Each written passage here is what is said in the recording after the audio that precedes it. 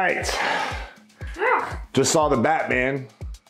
Let's talk about how he went from this to this. All right. Here, Cam, you go.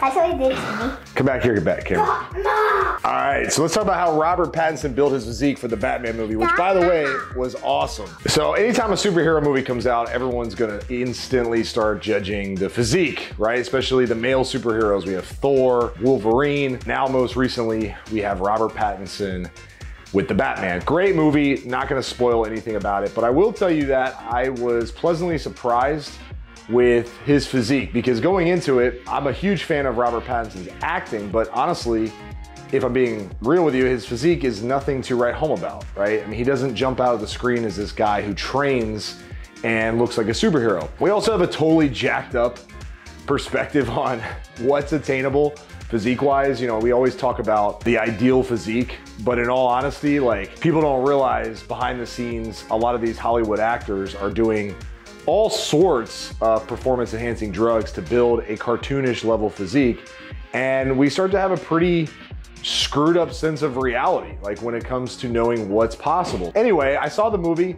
Pattinson's physique, very attainable. What was obvious to me is that when he was wearing the bat suit, there was definitely some significant padding taking place, because the scenes where he didn't have the suit on, he looked a heck of a lot smaller, especially in comparison to past Batmans like Christian Bale, who added a ton of mass to his physique, and I don't know if he did it naturally or not, but it was a pretty enormous amount of muscle that he packed on for that role. Pattinson's physique looked like someone who had started taking their training seriously for probably 6 to 8 months, maybe a year, and had added what I would consider to be a natural amount of muscle. It didn't look cartoonish, it didn't look unnatural, and on top of that, his body fat level was nothing crazy. Like, he wasn't super shredded. He was probably like 12% body fat if I had to guess. And from that perspective, we're looking at a physique that is really attainable for guys who want that superhero Batman look, like that Bruce Wayne type of physique or Clark Kent type of physique, where you look good in a shirt, but when you take your shirt off, you look fit as well, but you don't have like so much muscle that it just doesn't seem normal, and you're not so shredded that you have to suffer like crazy to keep low body fat. So what did Robert Pattinson do, in my opinion? Well, let's break it down in 3 main areas. Let's start with the muscle itself. Like, what did he do to get ready for the Batman role? Well, if I had to guess, he probably, number one, hired a coach. He didn't do it on his own.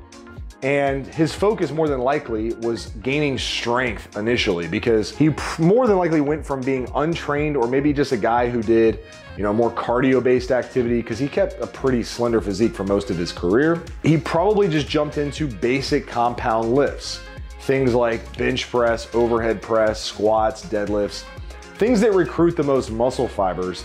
And if his trainer had him on a smart plan, they probably had him gaining strength in the 6 to 10 rep range for a good chunk of time, at least 90 days or so, before moving into more hypertrophy-based training, which is like 8 to 12 reps, pushing for more time under tension, mind to muscle connection, and getting more of a pump inside of your workouts. Now, someone who's going from untrained to training consistently with weights, you're gonna see what we call newbie gains, right? This is where you start to add size pretty rapidly. And if someone is lean to start, they're in a good spot to start adding muscle, because their body is probably really healthy when it comes to hormonal issues and insulin sensitivity. So they're gonna respond well to a mass gaining and muscle building phase.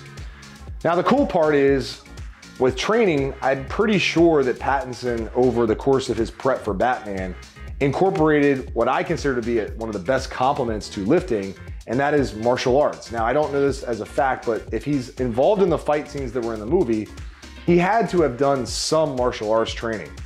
Boxing, kickboxing, Muay Thai, because he looked, and I don't know if it was a stunt double or not, but without giving away spoilers, he looked pretty comfortable in those fight scenes. He didn't look muscle bound or like he couldn't move. So his training obviously included a lot of kickboxing, martial arts to complement the new muscle that he was adding. If I was to suggest someone, get ready for this role, I'd say a training program of like 4 days of lifting, so hitting most body parts twice a week, combined with probably 2 days of martial arts training and then a full day of rest. That's a good chunk of work, and you don't need to do more than that. And honestly, he probably only did that significant amount of work the last phase before he actually started filming, because to add a significant amount of muscle, you need to put a huge emphasis on recovery, rest, eating, and making sure that you're taking care of what happens outside the gym versus what happens inside the gym.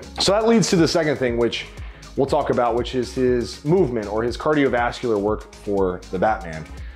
I'm guessing he probably didn't do a ton of cardio, more than likely just enough to keep his cardiovascular system ready for the role with the mixed martial arts training, and maybe some walking, maybe some jogging just to get more athletic. But when you're trying to add muscle, the emphasis needs to be on training, rest, and recovery. And my guess is for at least 6 months, he was just focused on eating enough food, getting enough protein in, getting enough sleep, and making sure that his recovery outside the gym was optimized. So I'm gonna put it out there, my guess is he didn't do a ton of cardio, probably just stayed active in his normal day-to-day lifestyle. And finally, number 3, which obviously for most guys is the hardest piece, and I'm sure Pattinson had a nutritionist or a nutrition coach of some kind outline how to put together his meals to prep for the role. If we're going based off phases, there was definitely a phase where he had to eat over his maintenance calories to start packing on some size. I know Pattinson had said in a few interviews, like, he didn't bother to train, he didn't want to look too big, went basically rogue and didn't do the actual Batman work, but that's not true. He came out later and said like he was just kidding. He was taking training and eating very seriously, and it showed in his physique. So for at least 6 months, my guess is he was eating maintenance or above to start giving his body more calories to be able to recover and actually add some muscle tissue. Totally normal and something I would highly recommend a lot of guys do once they get down to lower levels of body fat. Give your body a chance to actually add some tissue or at least maintain your weight. But there was probably a phase where he had to shed some of the body fat that comes on when you're adding muscle, and that was probably the last phase. So right before he started filming, my guess is he went into a small calorie deficit. We're probably talking like 300 calories below his maintenance level just to tighten up a hair.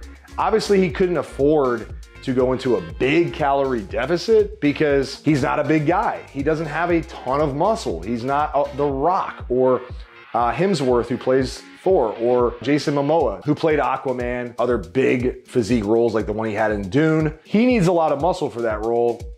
Pattinson doesn't carry a lot of muscle naturally, so if we put him in a big calorie deficit, it's more than likely that his body will start tapping into that hard-earned muscle he just earned for fuel. So a small deficit just to get a little ab definition, and maybe he never needed to do this. Maybe his natural level of body fat is so low that he was able to add muscle without gaining too much midsection fat, which is great. And if you're out there and you're a guy who wants more muscle and you're naturally ripped and skinny, I would say you may not need to have that final phase if you're trying to get into the Batman physique where you need to go in a calorie deficit. Maybe you're just slightly above maintenance. Your body doesn't add a lot of fat, but it does add some muscle, which is great. My big thought though overall, now that we've covered those 3 areas, is that it looks like Pattinson did this naturally. It didn't appear that he took performance enhancing drugs to get in this kind of shape. Steroids, growth hormone, insulin, IGF, fat burners, like all these things that I know for a fact actors take to prep for these superhero roles. It looked really natural, which I've said from the start, I felt like was a breath of fresh air. If you're a guy out there who's like, I want to do this naturally, I don't want to take TRT, or I don't need to be on TRT, or I don't want to take steroids, you can do a pretty amazing body transformation without those things. It's cool. I mean, I don't know what the future looks like for superheroes. My guess is they're going to continue to just get more cartoonish. I know The Rock is playing in a role pretty soon. He looks insane. Thor, I think, has another movie coming out, and I saw a recent picture of him, and you know, man, physique looks absolutely nuts, right? But super saucy at the same time. If you're a guy out there and you're looking for a obtainable physique, I would say Pattinson in the Batman is a great one. Like, he looks good, right? He looks fit. He's got arm definition. He's got some ab definition.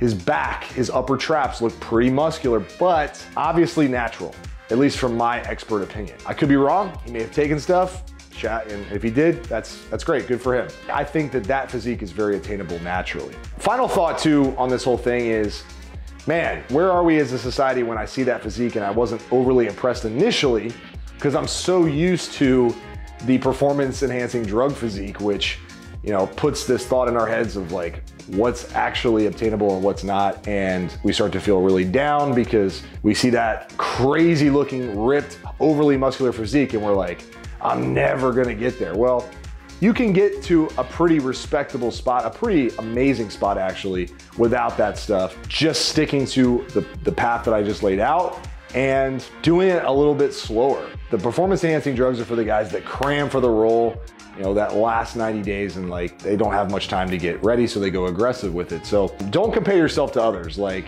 use a physique like Pattinson or Thor, whoever, just as maybe some inspiration to get off the couch and get after it. What I can definitely tell you though is all these guys use outside help to get dialed in. They definitely don't do it on their own. They definitely have coaches, and that's why I'm so passionate about my coaching business. So if you're interested in learning more about how we help guys 30 and older who have a busy career, family life, and want to ultimately lose the gut, boost their energy, boost their stamina, boost their testosterone naturally, and also look and feel the way they want to look and feel, check the links in the description. I have a free Dads with Abs diet plan. You can start there.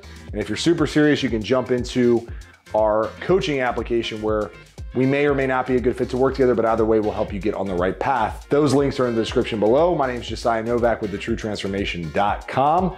Life moves fast. Make it count. Go check out The Batman. It's a phenomenal movie. One of my favorites that I've seen in a long time. I'll talk to you in the next video. Peace.